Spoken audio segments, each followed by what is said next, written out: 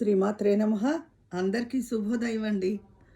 ఈరోజు వసంత పంచమి. అందరూ నేను చెప్పినట్టు ఆ తల్లిని పూజించుకున్నారని, జ్ఞానం కోసం ప్రార్థించారని అనుకుంటున్నాను. ఈరోజే నేను కొత్త ఛానల్ ఓపెన్ చేస్తున్నానండి వంటలకు సంబంధించి. చాలామంది వంట ఇవి చేశాను అంటే కొన్ని వంటలు ఎలా చేశారో చూపించమంటున్నారు. అందుకని రోజుకు ఒక రకం వంట షార్ప్ 11కి అప్లోడ్ చేస్తాను. అంటే అప్పుడు కొంతమంది అందరూ తొందరగా వంట చెయ్యరుగా, మెల్లిగా చేసుకుంటారు, కంగారు ఉండదు కొంతమందికి. అప్పుడు వాళ్ళు దాన్ని బట్టి ఏదైనా చేసుకోవచ్చు. అది ఆ ఐటెం చూసి. అంటే కొంతమంది మీ వంటలు చూసాక మాకు ఐడియా వచ్చి ఏ వండాలా అని ఆలోచిస్తున్నాను, ఇది వండానని చెప్తూ ఉంటారు. అందుకని అంటున్నాను.